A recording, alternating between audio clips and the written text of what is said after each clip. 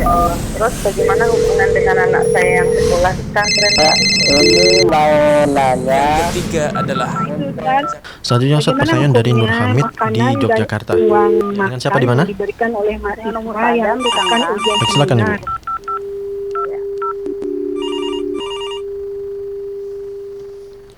Bismillah, Assalamualaikum warahmatullahi wabarakatuh. Alhamdulillah, assalatu wassalamu ala rasulillah wa ala alihi wa sahbihi wa man walah, wa la hawla wa la quwwata illa billah, amma ba'du.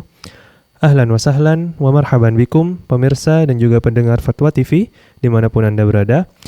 Alhamdulillah, senang sekali dapat menyapa Anda semua pada malam hari ini di acara favorit kita, tentunya live interaktif Fatwa TV dengan tema konsultasi keluarga bersama guru kita Ustadz Dr. Syafiq Riza Basalamah hafizahullahu ta'ala, yang mana beliau merupakan anggota Dewan Fatwa Perhimpunan Al-Irsyad.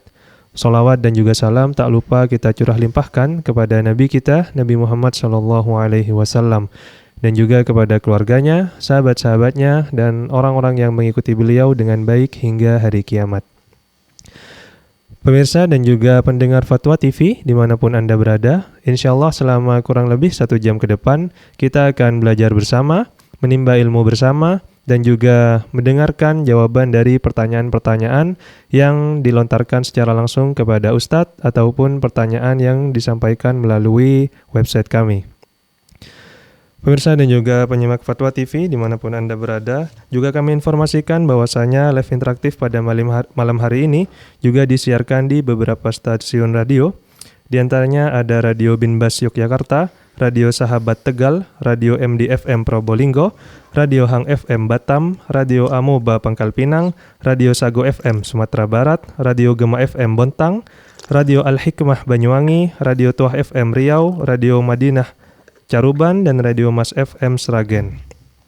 Dan kami juga mengajak pemirsa dan juga pendengar Fatwa TV dimanapun Anda berada untuk bergabung bersama kami, berinteraksi langsung bersama Ustadz, bertanya melalui layanan interaktif kami di 0821 706087. Sekali lagi di 0821 706087. Dan Alhamdulillah pada malam hari ini Ustadz telah hadir bersama kami di studio Fatwa TV Jember. Kita sapa terlebih dahulu. Assalamualaikum Ustaz. Waalaikumsalam warahmatullahi wabarakatuh. Bagaimana kabar Anda Ustaz? Ahlan wa sahlan. Ahlan bikum Ustaz.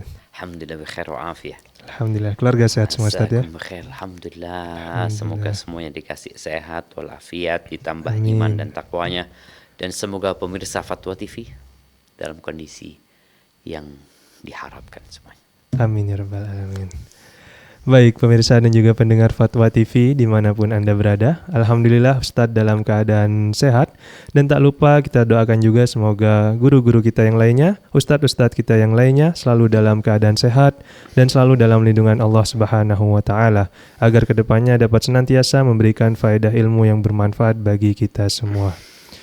Dan sebelum kita masuk ke sesi tanya jawab pada kesempatan kali ini, kita dengarkan terlebih dahulu nasihat singkat dari guru kita, Ustadz Dr. Syafiq Riza Basalamah. Kepada Ustadz kami persilakan. Masya Allah, barakallahu fiik. Alhamdulillah, alladhi bini'matihi tatimmu salihat, wassalatu wassalamu ala khairil bariyah, Sayyidina wa maulana Muhammadin wa ala alihi wa ashabihi ajma'in. Amma ba'd. Pemirsa Fatwa TV rahimakumullah, ada sebuah hadis Nabi alaihi salatu wassalam yang ana ingin menjadi pembuka kajian kita di konsultasi keluarga ini pada malam hari ini. Di hadis yang diriwayatkan oleh Al-Hakim dan disahihkan oleh Syekh Al-Albani rahimahullahu ta'ala, babani mu'ajjalani uqubatuhuma fid dunya. Ada 2 pintu, ada 2 perbuatan yang hukumannya akan disegerakan di dunia. Apa 2 perbuatan itu? Nabi alaihi salatu wasallam mengatakan al-baghyu wal-uquq, kezaliman. berbuat zalim kepada orang lain, mengambil hak orang lain, tidak memberikan haknya, segala bentuk kezaliman, baik dari orang tua kepada anak-anaknya, atau dari suami kepada istrinya, dari istri kepada suaminya, apalagi dari anak kepada orang tuanya, maka hukumannya akan disegerakan di dunia sebelum di akhirat.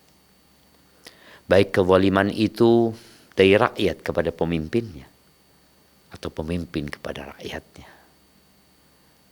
Allah itu, innallaha la yumhil lidh-dhalim. Kata Nabi SAW, Allah itu benar-benar menunda hukuman buat orang yang zalim. Hatta idza akhadahu lam yuflitu. Tapi ketika Allah hendak memberikan hukuman kepada orang ini, orang nggak bisa kabur. Oleh karena itu kadangkala kita berpikir, kenapa orang-orang zalim ini kok nggak cepat mati? Kita berharap dunia ini bersih dari orang-orang zalim. Seperti kejadian tatkala Rasulullah SAW berdakwah. Kenapa sih Abu Lahal nggak mati-mati? Bahkan sampai hijrahnya Nabi, dia belum mati. Alaihi salatu wassalam. Nabi hijrah. Mau dibunuh sama Abu Jahal. Berulang kali ada usaha pembunuhan terhadap diri Nabi alaihi salatu wassalam. Tapi nih Abu Jahal nggak mati-mati. Bahkan dialah yang menghimpun pasukan untuk berangkat ke Badar. Tapi pada akhirnya dia mati dengan kondisi hina. Orang-orang yang melakukan kezaliman, cepat atau lambat, engkau akan merasakan hukuman atas perbuatan zalimmu sebelum engkau mati. Tapi kadang-kala kita melihat tuh orang-orang zalim enak hidupnya, bertambah banyak hartanya, senyuman selalu menghias bibir. Kadang-kala kita nggak tahu bahwa Allah mengadab batinnya, sehingga dia tidak bisa menikmati harta yang dia miliki. Yang kedua, al-uquq, durhaka sama orang tua. Ini udah zalim tapi zalimnya sama orang tua. Maka lebih segera lagi hukuman yang akan didapatnya. Maka buat teman-teman ya yang mungkin merasa hidupnya kok bermasalah, doanya kok tak kunjung dikabulkan, boleh jadi engkau belum berbakti sama orang tua. Boleh jadi engkau punya kesalahan kepada orang tua. Maka segera introspeksi diri dan jangan pernah merasa sudah berbakti. Karena orang yang merasa sudah baik, ya gimana dia mau mengupgrade kebaikannya? Sulit. Maka teruslah berusaha untuk berbakti kepada orang tua. Minta maaflah atas kesalahan-kesalahan yang pernah kau lakukan. Karena orang tua kita itu adalah pintu kita menuju surga yang paling indah. Barakallahu fiik, itu yang dapat Anda sampaikan di mukaddimah yang singkat ini. Mungkin kita bisa langsung dipandu untuk masuk ke sesi apa? Tanya jawab. Tanya jawab. Fadhal, barakallahu fiik. Baik Ustaz, syukran jazakumullahu khairan atas nasihat singkatnya Ustaz. Semoga apa yang disampaikan dapat bermanfaat bagi kita semua dan semoga Allah senantiasa memberikan taufik dan hidayahnya kepada kita semua agar dapat senantiasa beramal soleh dan dapat senantiasa mengamalkan apa yang telah kita pelajari. Allahumma amin. Dan kembali kami mengajak pemirsa dan juga pendengar Fatwa TV dimanapun Anda berada untuk bergabung bersama kami, bertanya langsung kepada Ustadz melalui layanan interaktif kami di 0821 706087. Sekali lagi di 0821 706087. Dan juga kami ingatkan bahwasanya kami hanya menerima pertanyaan melalui WhatsApp call dan kami tidak menerima pertanyaan melalui chat WhatsApp. Baik Ustadz, untuk memulai pertanyaan pada sesi kali ini, kita mulai pertanyaan dari website terlebih dahulu Ustadz. Masya Allah, fadhal, barakallahu fikum. Pertanyaan pertama dari Saudara Yanto di Bekasi, Jawa Barat Ustadz. Bismillah, Assalamualaikum warahmatullahi wabarakatuh. Waalaikumsalam warahmatullahi wabarakatuh.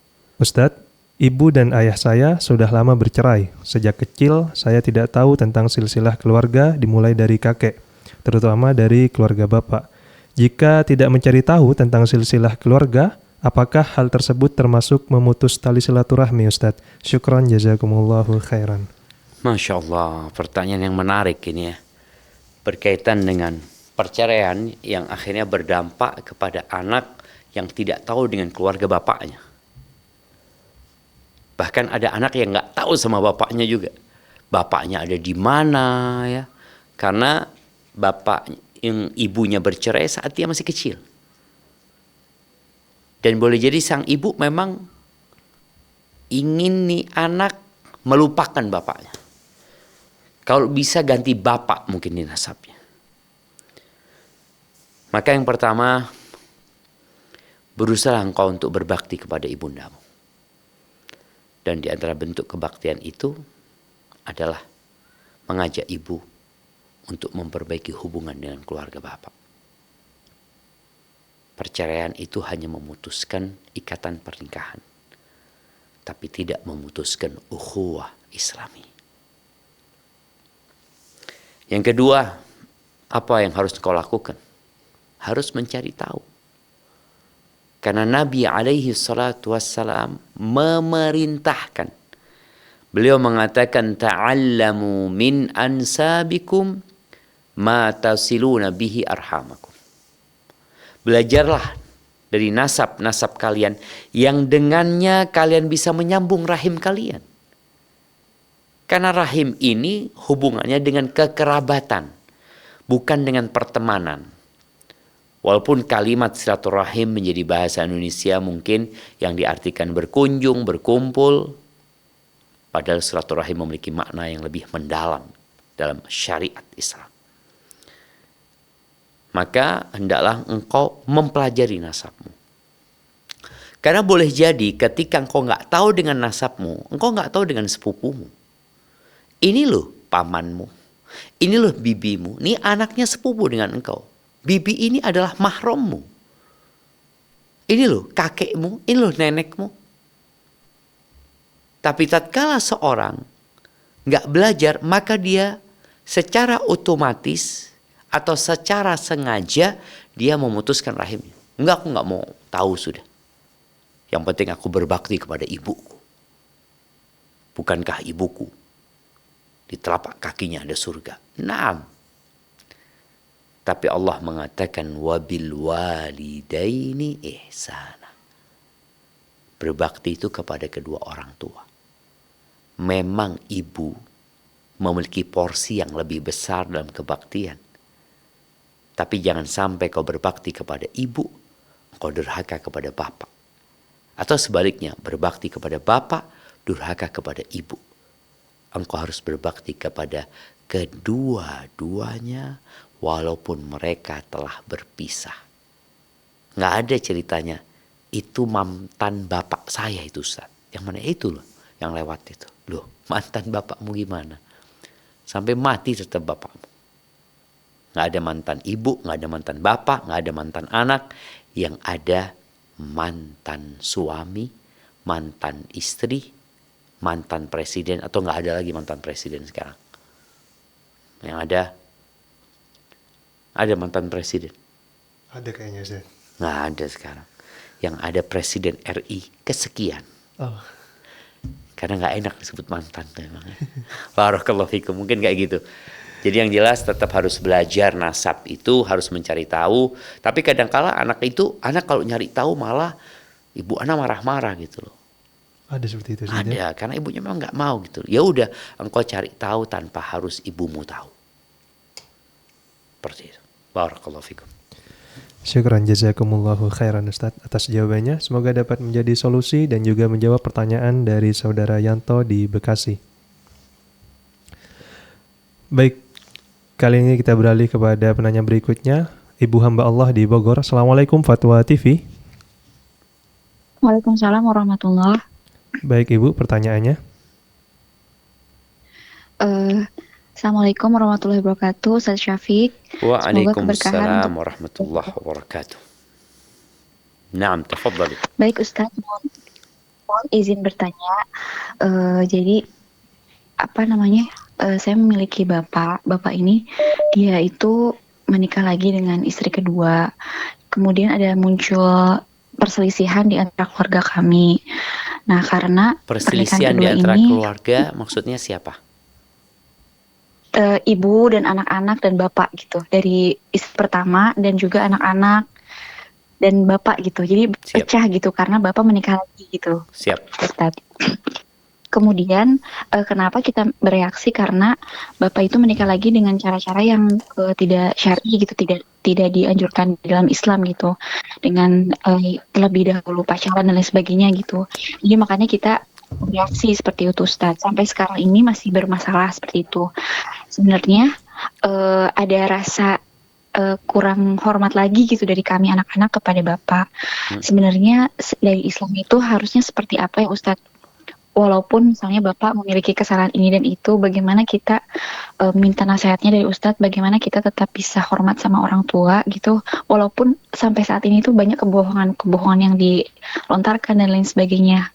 Dan sejauh mana kita harus mencoba untuk menyelesaikan permasalahan orang tua kita, di samping kita juga memiliki keluarga, karena ketika kita terus menyelami masalah ibu dan bapak itu setiap pasti aja ada masalah terus, Ustadz. Apa kita harus terus mengikuti atau menyelesaikan sampai keluarga kita juga terbengkalai, atau seperti apa, sampai mana batasannya? Seperti itu, Ustaz. Barakallahu fiik. Barakallahu fiik. Naam. Ahibati fillah. Bagaimanapun orang tua kita adalah orang tua kita. Seburuk apapun, dia adalah orang tua yang kita wajib berbakti kepadanya. Bagaimana Nabi Ibrahim diuji dengan bapak yang musyrik, yang mengajak kepada kesyirikan, bahkan memproduksi media untuk melakukan kesyirikan. Tapi Nabi Ibrahim tetap berusaha berbakti sama orang tuanya, mendoakan orang tuanya supaya mendapatkan hidayah, walaupun pada akhirnya diusir sama orang tuanya. Baik, ketika ayah menikah lagi, yang pertama kita harus fahami bahwa itu hak ayah kita untuk menikah lebih dari satu. Kalau dikatakan caranya nggak syar'i ini itu, ya ayah akan menanggungnya kelak di hadapan Allah Azza wa Jalla, dan kita tidak perlu menyidang ayah kita. Kita perlu memberikan nasihat agar ayah memperbaiki dan menjadi lebih baik. Dan tatkala memang sudah memiliki istri lebih dari satu, bagaimana ayah bisa berlaku adil. Itu yang perlu dilakukan anak. Bagaimana sikap anak kepada ibunya? Ibu tersakiti. Karena memang ya sebagai wanita dia tidak mau diduakan, dan di sini ujian buat para wanita. Dia nggak mau tapi Allah mengizinkan. Dia tidak merestui tapi Allah merestui. Dia tidak meridhoi tapi Allah memperbolehkan. Ini jadi ujian antara perasaan dia sebagai seorang wanita dan antara syariat Allah yang membolehkan hal itu terjadi. Mungkin alasannya ya karena caranya nggak baik. Oke, mungkin nggak sehat, nggak baik, akan ditanggung oleh ayah, bukan oleh anak-anaknya. Tapi apa yang sudah terjadi seharusnya disikapi dengan bijak. Bagaimana anak-anak sekarang menenangkan ibu. Mengatakan kepada ibu, udahlah itu takdir Allah Azza wa Jalla. Kita tahu 50.000 tahun sebelum penciptaan langit dan bumi, sebelum ibu lahir pun sudah ditakdirkan. Maka sekarang yang harus dihadapi bagaimana menyelamatkan rumah tangga ini. Ibu sakit hati, oke, wajar hal itu. Tapi tidak sampai hal itu membuat keributan dalam rumah. Kalau tadi dikatakan ya ayah bohong ini itu. Kalau kita ini terus mengikuti sesuatu yang bukan urusan kita, akhirnya sang ayah terpojokkan, maka dia akan membuat sebuah kedustaan. Udah gak usah. Sampaikan ke ayah aja, ayah, kalau ayah sudah menikah lagi, ayah punya kewajiban lebih. Maka tolong perhatikan ibu lebih. Ibu dalam kondisi yang perlu ya perlu dijaga perasaannya, ya perlu dikuatkan hatinya, sehingga semoga dengan ayah semakin lembut kepada ibu, ya ibu bisa menerima takdir ini.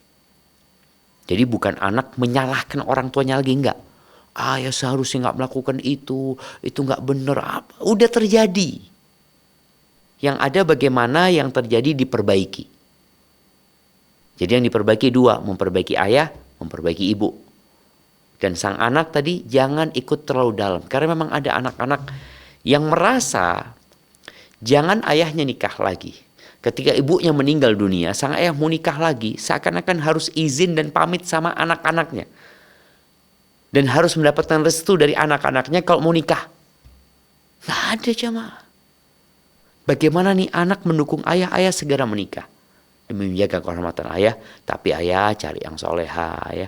Jadi anak ini perlu dekat sama ayahnya. Maka nasihat anak tadi, berusahalah untuk berada di tengah. Tidak perlu mempermasalahkan yang sudah terjadi, tapi bagaimana memperbaiki kondisi supaya lebih baik. Sambil terus berdoa memohon kepada Allah Azza wa Jal. Baca doa Allahumma aslih dhata bainina. Ya Allah, perbaiki hubungan di antara kami, ya. Wa alif baina qulubina, dan lembutkan hati di antara kami supaya bisa menyatu. Wahdina subulas salam, dan tunjukkan kepada kami jalan-jalan keselamatan. Mungkin seperti itu. Hadza wallahu a'lam bissawab. Nah. Syukran jazakumullahu khairan Ustadz atas jawabannya. Semoga dapat menjadi solusi dan juga menjawab pertanyaan dari ibu hamba Allah di Bogor. Baik, kali ini kita beralih kepada pertanyaan dari website. Pertanyaan berikutnya dari Saudari Putri di Jakarta Selatan. Assalamualaikum warahmatullahi wabarakatuh Ustadz. Izin bertanya, bagaimana hukumnya mengangkat anak? Saudara saya sudah 10 tahun belum dikaruniai keturunan. Saudara saya mengangkat anak perempuan dari usia 3 hari. Segala kebutuhan dari hamil sampai lahiran dibiayai saudara saya. Mohon jawabannya Ustadz. Syukran jazakumullahu khairan. Barakallahu fikum, ya. Jadi mengadopsi anak, mengangkat anak, artinya anaknya orang dijadikan anak kita itu nggak bisa. Anak itu tetap anaknya orang. Hanya saja itu anak kita asuh, kita besarkan. Maka bahasa yang benar itu mengasuh anak. Mengasuh anaknya orang, nih anak jadi anak asuh, bukan anak angkat. Dulu syariat mengangkat anak itu ada. Artinya sebelum dibatalkan oleh Allah Azza wa Jal, dan ini merupakan tradisi dan budaya orang-orang jahiliyah. Artinya yang pada awal Islam masih diperbolehkan. Jadi anaknya orang atau seorang laki-laki menikah dengan wanita, wanita ini punya anak, maka anaknya diambil, diangkat. Jadi anaknya dia. Nasabnya nasab kepada bapak sambungnya. Akhirnya mungkin ada istilah anak tiri, ya. Anak tiri itu ya anaknya istri, anaknya suami gitu loh. Bukan anak, anaknya orang. Kita membesarkan mereka. Dengan berjalannya waktu ketika hijrah, turun pembatalan dari Allah Azza wa Jalla surat Al-Ahzab, ya, di mana dulu ada sahabat yang namanya Zaid bin Harithah, yang sebelum turunnya ayat di surat Al-Ahzab ini, dia namanya Zaid bin Muhammad. Jadi karena diangkat anak sama Nabi SAW, namanya Zaid bin Muhammad. Akhirnya Allah batalkan dengan cara yang subhanallah, ya. Zaid menceraikan istrinya, dan istri Zaid ini setelah selesai masa iddahnya, falamma qadha Zaidun minha watara zawajnakaha. Allah menikahkan Nabi dengan istrinya Zaid untuk memberikan sebuah pengumuman kepada kaum muslimin dan yang ada pada saat itu, bahwa anak angkat itu bukan anak kandung. Kalau anak kandung nggak boleh istrinya anak kandung, itu mahram. Istrinya anak angkat ya anak orang lain gitu loh, nggak ada masalah. Maka kalau mau diasuh silahkan, dan usahakan memang anak itu dijadikan anak susu. Maksudnya disusui sama adiknya, sama kakaknya, jadi keponakan pangkatnya nanti. Sama suami juga bagaimana disusui sama keluarganya suami supaya mahram. Sehingga ketika anak itu tumbuh besar, anak itu mahram buat bapak, ibu yang mengasuhnya. Jadi kalau bicara diperbolehkan mengasuh anak orang boleh, tapi tadi tetap anak itu harus diberitahu pada akhirnya siapa orang tua dia yang dia harus berbakti dengannya, dan siapa orang tua asuh dia yang dia harus berbuat baik kepada keduanya karena mengasuh. Apalagi dikatakan sejak umur 3 hari sudah diasuh dan semua pembiayaan dipenuhin oleh orang tua asuhnya. Jadi dia berbakti kepada orang tuanya dan terus berbuat baik membalas budi orang tua asuhnya. Hadza wallahu a'lam bissawab. Nah. Syukran jazakumullahu khairan Ustadz atas jawabannya. Semoga dapat menjadi solusi dan juga menjawab pertanyaan dari saudari Putri di Jaksel. Baik, kali ini kita beralih kepada penanya berikutnya, Bapak Fuad di Jakarta Utara. Assalamualaikum Fatwa TV. Waalaikumsalam warahmatullahi wabarakatuh. Baik Bapak, pertanyaannya. Ya, assalamualaikum Pak Ustadz. Waalaikumsalam warahmatullahi wabarakatuh. Begini Ustadz. Naam, tafadhal. Ya baik. Ya begini. Bagaimana status pernikahan suami istri yang sudah berpisah, dalam artian udah beda rumah gitu, udah tidak lagi satu atap gitu, udah berbulan-bulan bahkan bertahun-tahun. Nah, sang suami pun tidak menceraikan istrinya, sang istri pun nggak minta khulu, nggak minta cerai gitu, walaupun dia bilang ceraikan saja, tapi sang suami nggak menceraikan, jadi udah nggak menjalankan hak dan kewajiban masing-masing gitu. Itu untuk nafkah gimana? Udah nggak ada nafkah juga. Udah jalanin hidup masing-masing aja. Itu status pernikahannya gimana itu walaupun belum bercerai gitu secara agama. Itu aja Ustadz. Syukron. Jazakallahu khair. Assalamualaikum warahmatullahi wabarakatuh. Waalaikumsalam warahmatullahi wabarakatuh. Naam ahibati fillah. Tidak semua rumah tangga harmonis. Maka dalam agama kita ada bab at-talaq, ada kitabut talaq, bahkan ada suratut talaq, surat perceraian.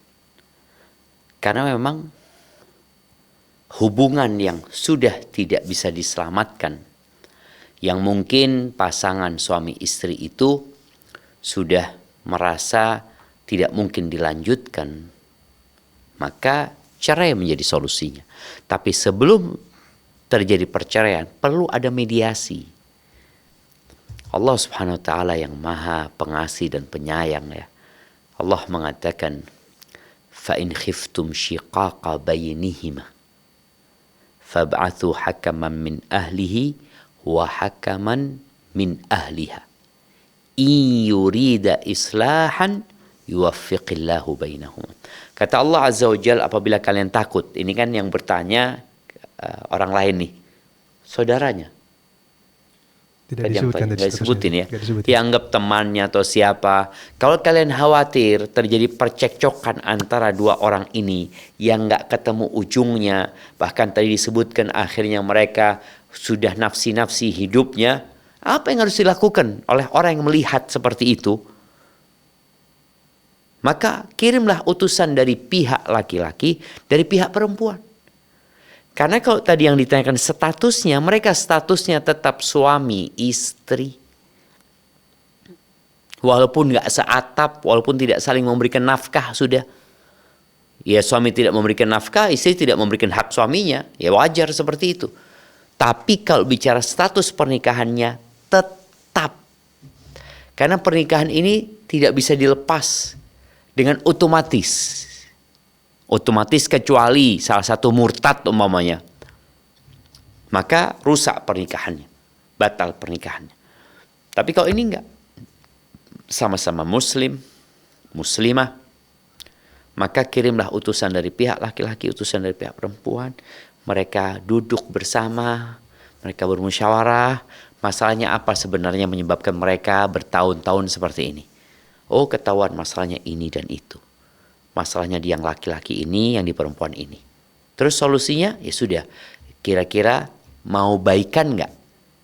Jadi kadang-kala tuntutan suami tinggi atau tuntutan istri tinggi, suami nggak bisa. Si istri aku minta nafkah sehari 5 juta. Waduh, sehari 5 juta. Sebulan berapa? Sehari 5 juta, sebulan kali 30 berarti ya, Ustaz. 150 juta. 150 juta, Ustaz. Nggak mampu sang suami umpamanya. Sang suami ngomong, udahlah enggak lah, kalau nggak mampu aku. Kalau sehari 500 ribu mungkin mampu umpamanya suami. Jadi sebulan 15 juta umpamanya. Kan bisa dinego gitu loh. Tapi kok masalahnya enggak, kata sang istri, suami nggak sholat. Oke, kalau dia sholat engkau mau balik. Artinya mau baikan gitu loh. Oh iya nggak masalah gitu. Ya sudah. Soalnya gimana? Engkau mau nggak bertobat kembali kepada Allah? Jadi intinya status rumah tangganya masih suami istri. Adapun berkaitan dengan yang harus dilakukan oleh kita, melihat kalau mereka memang mau diperbaiki. Kalau enggak, sudah. Suami diminta untuk menceraikan.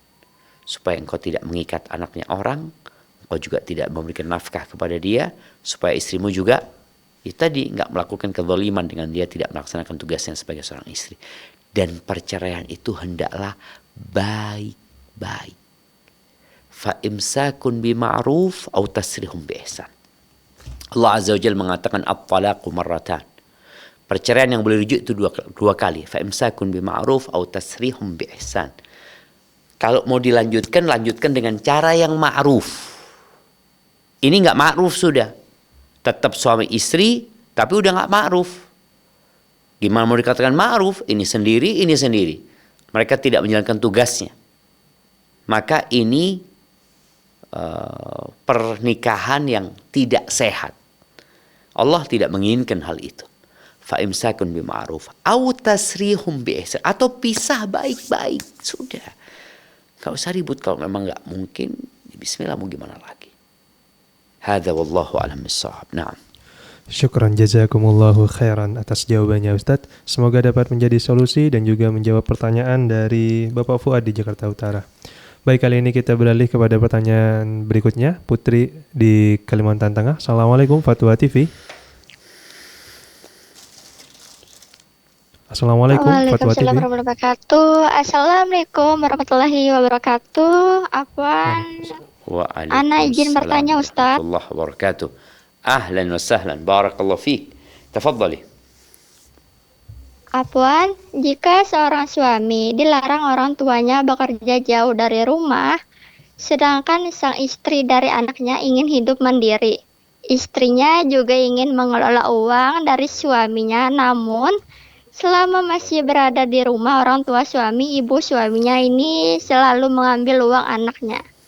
Memberikan uang ke menantunya hanyalah sedikit, ditambah lagi istri anaknya tidak diperbolehkan meminta uang ke ayah suaminya. Jika suami dari ibunya masih hidup dan masih mampu bekerja, seharusnya tidak boleh kan Ustadz mengambil uang anak laki-laki, membantu keuangan anaknya. Orang tua suaminya ini juga melarang anaknya berbeda rumah, harus serumah. Setiap ada masalah, sang menantu perempuan selalu dikasari. Anak laki-lakinya tidak mampu melawan, sebab diancam. Orang tuanya juga menunjuk sebagai anak durhaka. Afwan Ustadz, tolong jelaskan antara membedakan kasih sayang untuk ibunya dan untuk istrinya, dan apa dosa besar untuk mertua yang menyuruh anaknya bercerai. Mohon jawabannya Ustadz. Jazakumullah khairan. Wassalamualaikum warahmatullahi wabarakatuh. Waalaikumsalam warahmatullahi wabarakatuh. Ada berapa pertanyaan tadi? Banyak sekali Ustaz, saking banyaknya gak kecatat ini Ustaz. Wah, iya. Iya, Mbak Putri ini kayaknya punya masalah yang cukup pelik ya, yang apa bahasanya? Complicated. Iya, komplikasi ya. Iya. Mungkin perlu diuraikan satu persatu ya, semoga nggak ada yang luput. Antum ingatkan nanti kalau ada yang luput. Yang pertama, itulah pentingnya suami istri, orang tua belajar.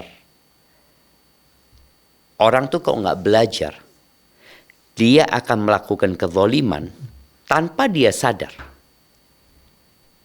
Merasa anaknya melakukan kedurhakaan, padahal anaknya melaksanakan kewajibannya. Sang anak merasa berbakti, padahal dia durhaka.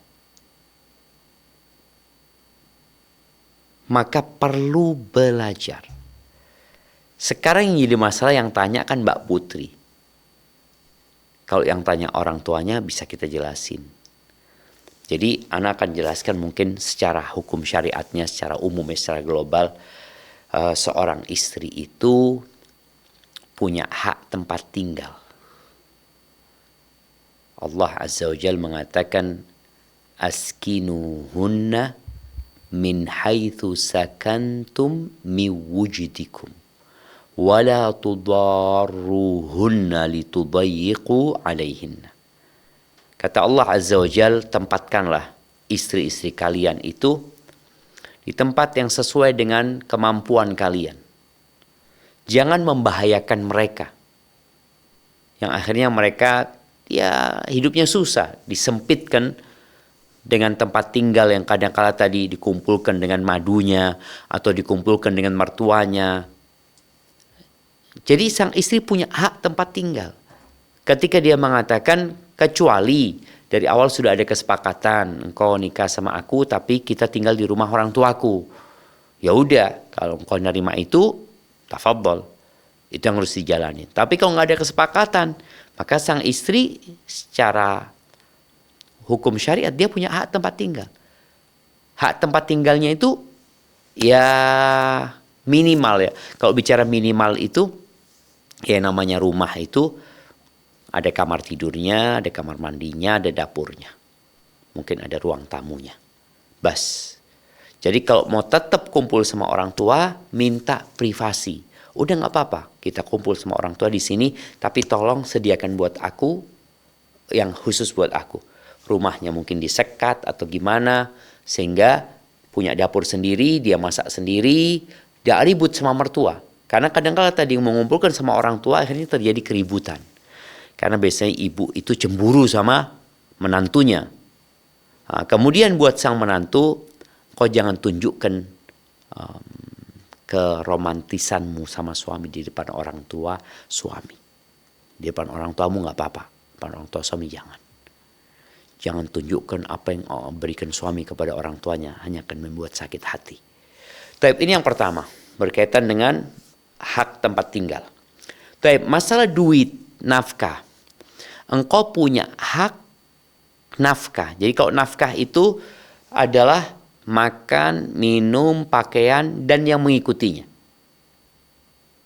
Kadang-kala berias, berobat kalau dibutuhkan, dan tidak harus suami kasih uang. Jadi ada suami yang kasih uang, istri yang belanja, ada suami yang belanja, istri tinggal duduk manis di rumah. Kebutuhannya dipenuhi semuanya. Dua-duanya boleh, mengikuti budaya yang ada sebenarnya. Kalau biasa kasih duit, kasih duit. Jadi bukan mengelola uang suami. Istri nggak punya hak untuk mengelola uang suami. Tapi kalau suami minta tolong sama istrinya silahkan. Haknya istri mendapatkan nafkah. Tapi nafkah udah disebutin plus tempat tinggal. Yang layak tentunya buat dia. Jadi kalau suami sudah memberikan haknya, udah nggak usah mikirin. Duitnya dikasihkan ke emaknya, dikasihkan siapa, terserah dia. Itu urusan suami sama orang tuanya. Kemudian sebagai seorang anak, apakah anak ini wajib memberikan nafkah kepada orang tuanya? Kalau orang tuanya tidak mampu, maka dia wajib memberikan nafkah kepada orang tuanya setelah dia memberikan nafkah kepada istrinya. Jadi kalau bicara nafkah, bukan berbakti ya, nafkah itu dia wajib memberikan nafkah kepada istrinya. Sama orang tuanya, kalau orang tuanya nggak mampu dia wajib. Kalau dihadapkan kedua, istri sama orang tua sama-sama nggak mampu. Atau orang tua nggak mampu, dia punya kewajiban memberikan nafkah kepada istrinya dulu, baru orang tua. Tapi kalau sang istri sudah dikasih nafkah, maka engkau nggak punya hak untuk mengelola keuangan suami.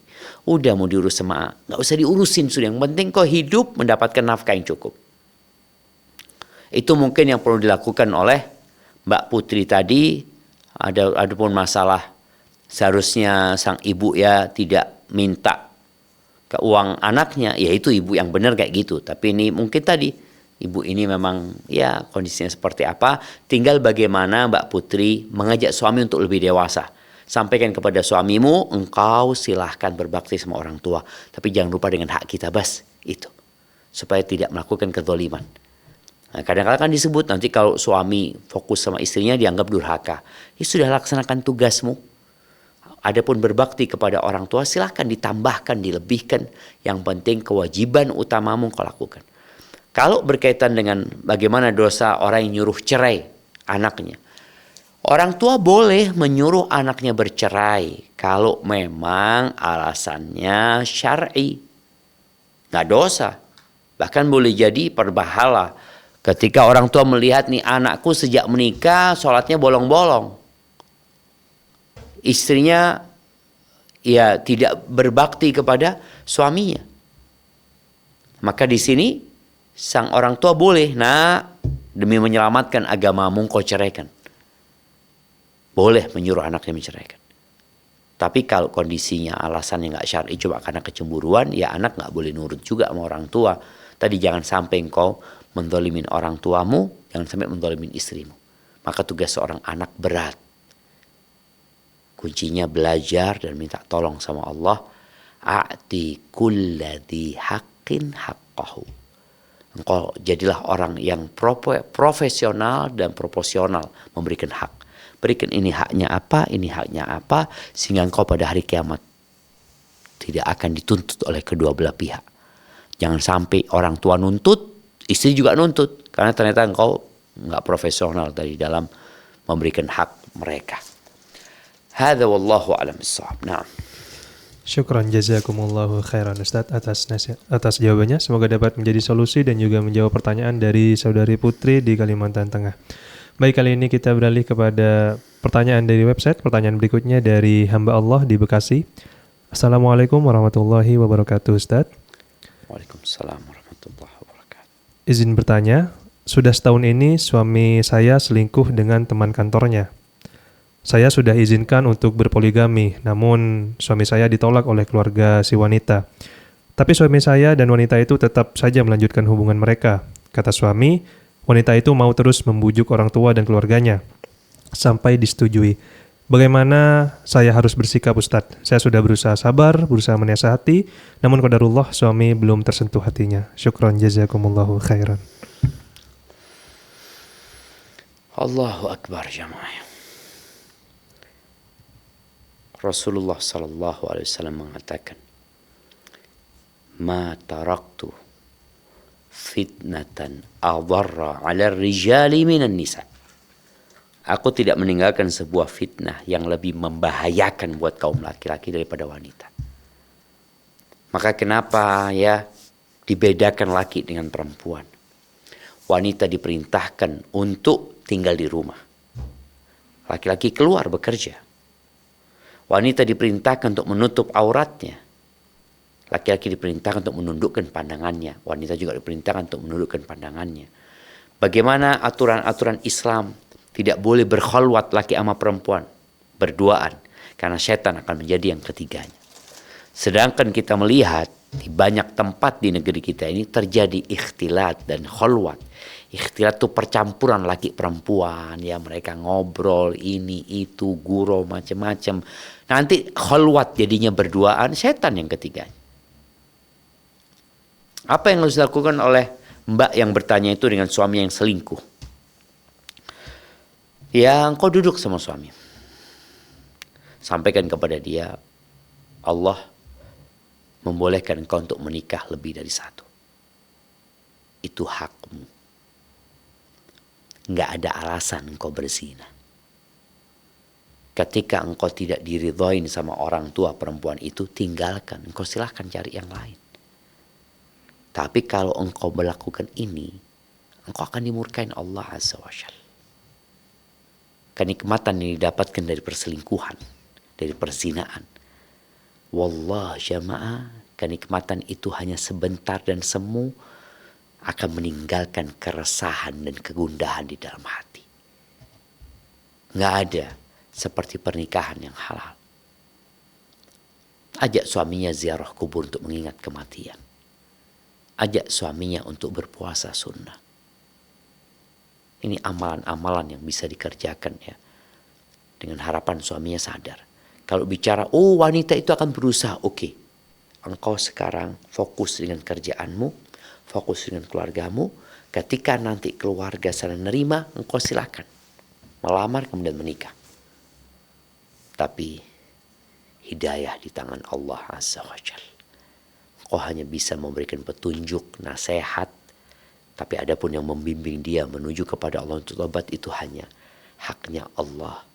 Allah Azza wa Jal mengatakan, innaka la tahdi man ahbabta, walakin Allah yahdi man yasha, wa huwa a'lamu bil muhtadin. Sesungguhnya engkau tidak akan dapat memberikan petunjuk kepada orang yang kau cintai. Akan tetapi Allah lah yang memberikan petunjuk kepada siapa yang Allah kehendaki. Dan Allah lebih tahu siapa yang pantas mendapatkan petunjuk. Nih suami udah dikasih izin sama istrinya, fadhal poligami. Tapi dia memilih terus berzina. Na'udzubillah min dzalik. Ingat ya, nggak ada alasan seorang untuk berzina.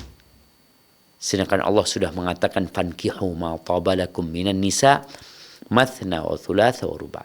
Nikahi dari yang wanita-wanita yang baik-baik yang kalian suka itu 2, 3 atau 4. Dengan catatan kalian mampu berlaku adil.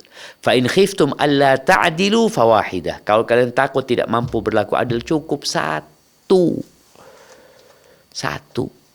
Daripada engkau harus melakukan kezaliman. Barakallahu fiik ya. Tadi ajak suaminya untuk meningkatkan keimanannya, ajak untuk kajian ya. Mungkin nasihat dari engkau sudah enggak mempan, tapi bagaimana menyentuh hatinya agar menjadi lembut dan menjadi lebih baik. Hadza wallahu a'lam bissawab.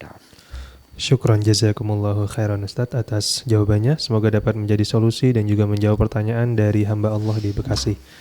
Baik, kali ini kita beralih kepada penanya berikutnya, Ummu Yodi di Riau. Assalamualaikum Fatwa TV. Waalaikumsalam warahmatullahi wabarakatuh. Baik Ibu, pertanyaannya.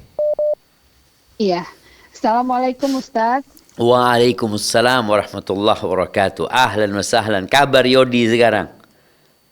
Alhamdulillah. Yodi udah nikah? Belum Ustadz. Oh, segera. Harus disegerakan Yodi itu. Kirim salam sama Yodi. Iya Ustadz. Nah, tafadhali Ummu Yodi. Melanjutkan pertanyaan dari member WhatsApp di Rosa Ustadz. Siap, tafadhali. Begini Ustadz, saya mau bertanya tentang sikap suami yang tidak memberi nafkah kepada istri. Sudah 4 bulan suami pergi merantau tanpa memberi nafkah istri dan 2 anaknya yang sedang kuliah. Apa yang harus saya lakukan? Begitu Ustadz. Barakallahu fikum. Tapi suaminya masih ada kontak kan sama suaminya? Masih kayaknya Ustadz. Iya. Bukan menghilang suaminya. Ada suaminya. Enggak. Siap, ya. Barakallahu fik ya. Buat istri yang ditinggal sama suaminya merantau, atau suaminya tidak memberikan nafkah karena kondisi, atau suaminya tidak mau memberikan nafkah karena bakhil. Apa sikap istri? Ada beberapa sikap yang bisa diambil. Sikap yang pertama mengajukan fasakh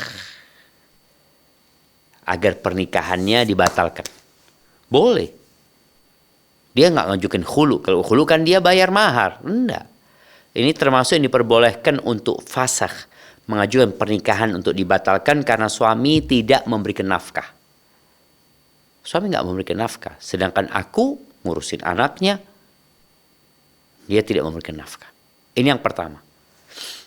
Kalau dia ingin mempertahankan rumah tangganya, pilihan yang kedua, dia menerima kondisi yang ada, tapi dia memasukkan semua kepada ketagihan suami. Jadi utang buat suaminya. Mulai tiap bulan dia mungkin utang ke orang lain, atau dia punya emas, dia jual, kemudian untuk menafkahi anak-anaknya yang merupakan kewajiban orang tuanya untuk biaya hidupnya. Nanti ketika suami datang, bang 4 bulan kau nggak kasih nafkah, nih yang dikeluarkan tiap bulannya 3 juta. Jadi 4 bulan 12 juta. Ditagihkan kepada suami. Karena menjadi kewajiban dia. Dan dia tidak memberikan hak sang istri. Yang ketiga, sang istri boleh untuk mensedekahkan. Artinya dia mensedekahkan, udah bang, nggak ada masalah, itu buat amal aku mamanya. Dia tetap melayani suaminya walaupun suami nggak ngasih nafkah, ya, ngurusin suaminya, dan dia anggap itu adalah sedekahnya sang istri kepada suami dan kepada anak-anaknya. Atau yang terakhir, yang keempat, berarti ada 4 deh. Yang keempat ini dia nggak melayani suaminya. Dia pergi dari rumah, dia ke tempat orang tuanya, kemudian dia bekerja ini itu karena suami nggak ngasih nafkah. Boleh dia melakukan itu.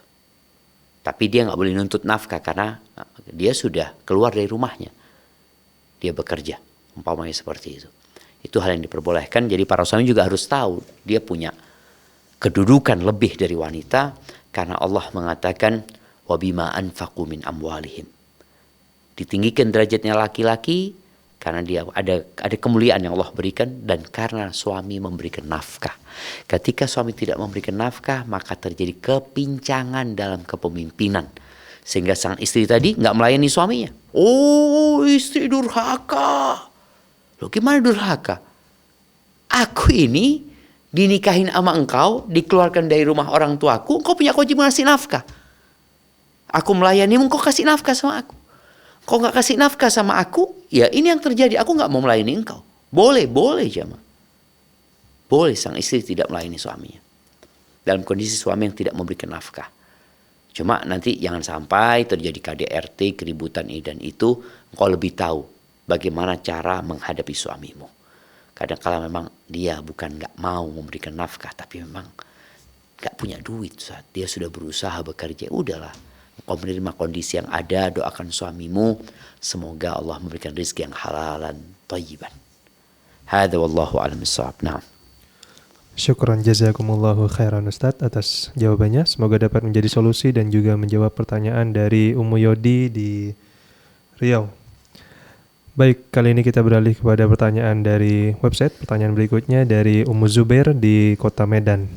Assalamualaikum warahmatullahi wabarakatuh Ustadz. Semoga Ustadz dan tim selalu dalam lindungan Allah Subhanahu wa Ta'ala. Saya tinggal bersama ibu mertua. Ibu saya suka menonton India, terkadang dari jam 2 sampai dengan jam 8 malam. Saya sudah berusaha mengingatkan, namun ibu tetap saja menonton serial India ini. Apakah salah jika saya dan suami menghilangkan siaran TV ini Ustadz? Syukron jazakumullahu khairan. Naam, barakallahu fikum. Iya, ahibati fillah. Memang kemungkaran itu kadang-kala dilakukan disebabkan adanya kesempatan, adanya fasilitas, adanya media. Contoh nih, seorang nonton yang gak berguna, nonton yang mengandung kemaksiatan di dalamnya. Ketika padam listriknya, berhenti dia nonton. Karena gak ada yang mau ditonton. Jadi, kalau dikatakan apakah dosa? Enggak. Ketika anak udah dihilangin aja, ada tontonan lain yang bermanfaat ya. Tadi ibu diminta, tapi ibu gak mau ya. Tetap aja seperti itu. Ya kita berusaha untuk mencarikan tontonan pengganti lainnya yang menarik ya. Kemudian mungkin juga anak ini perlu ngajak orang tuanya jalan-jalan, liburan, rekreasi, agar dia gak jenuh ya. Karena memang tontonan India ini kadangkala ya kalau sudah orang nonton sinetron ya itu nggak berhenti cuma. Padahal kandungannya sebagian tidak sesuai dengan syariat dan mengandung kemaksiatan. Jadi kalau boleh saja dihilangkan, apalagi itu di rumahnya sang anak atau itu punyanya anak. Kalau punyanya orang tua lain lagi ceritanya. Kalau kita menghilangkan kemungkaran tersebut dengan tangan kita, tidak menimbulkan kemungkaran yang lebih besar, nggak apa-apa. Tapi kalau ternyata, kita ini di rumahnya orang tua Ustaz, numpang sama orang tua. Maka kita harus sadar diri. Apabila kita menghilangkan kemungkaran itu, akan terjadi kemungkaran yang lebih berat lagi, jangan. Engkau hendaklah bersabar. Dan terus memberikan motivasi kepada ibu berkaitan dengan keimanan. Jadi kadang-kadang gini, kita itu hanya menjelaskan hukum boleh dan tidak boleh. Semua orang bisa mengatakan itu. Tapi bagaimana engkau membuat orang yang melakukan kemaksiatan sadar bahwa yang dilakukan adalah dosa. Jadi ada namanya uslubul iqna. Uslub untuk membuat dia puas. Bahwasanya ini nggak boleh gitu. Maka kuatkan keimanannya. Tadi salah satunya setelah kita kuatkan keimanannya, ajak ziarah kubur, agak datang atau ajak ke tempat orang-orang miskin ya, tempat-tempat bencana ya. Kemudian setelah itu sampaikan kepada ibu, sayang waktunya ibu ya. Ibu dari jam 2 sampai jam 6, 8, 6 jam, bayangin jamaah ya. Nonton, duduk di sana. Kalau digunakan untuk baca Quran udah dapat 6 juz mungkin seperti itu. Jadi ada komunikasi yang baik yang dijalin antara anak sama orang tuanya, yang harapannya ya ibu bisa menerima dan bisa menjadi lebih baik sambil didoakan ya, sambil didoakan. Karena bagaimanapun itu ibu kita. Hadza wallahu a'lam bissawab. Nah. Syukran jazakumullahu khairan Ustadz atas jawabannya. Semoga dapat menjadi solusi dan juga menjawab pertanyaan dari Ummu Zubair di Kota Medan. Tapi Ustadz, alhamdulillah pertanyaan tadi merupakan pertanyaan terakhir dan sekaligus menjadi udah habis waktu kita nih. Udah habis waktu kita Ustadz. Gak kerasa. Hayyakumullah. Baik, demikianlah pemirsa dan juga penyimak Fatwa TV dimanapun Anda berada. Berakhir sudah perjumpaan kita pada live interaktif kali ini. Kami mohon maaf bagi Anda yang belum sempat kami bacakan pertanyaannya, namun Anda dapat terus mengikuti live interaktif Fatwa TV mulai dari hari Senin sampai dengan hari Jumat. Dan bagi Anda yang ingin mengetahui informasi seputar Fatwa TV, Anda dapat mengunjungi website kami di www.fatwatv.id. Dan untuk mengupdate tanya jawab, Anda dapat mengunjungi website www.dewanfatwa.com. Dan kami juga mengajak kaum muslimin dimanapun Anda berada untuk bergabung bersama kami berta'awun dalam syiar dakwah Islam melalui rekening aktif yang dapat Anda saksikan di layar kaca Anda. Baik, saya mewakili rekan yang bertugas pamit undur diri. Kita tutup dengan doa kafaratul majelis. Subhanakallahumma wa bihamdika asyhadu an la ilaha illa anta astaghfiruka wa atubu ilaik. Wassalamualaikum warahmatullahi wabarakatuh.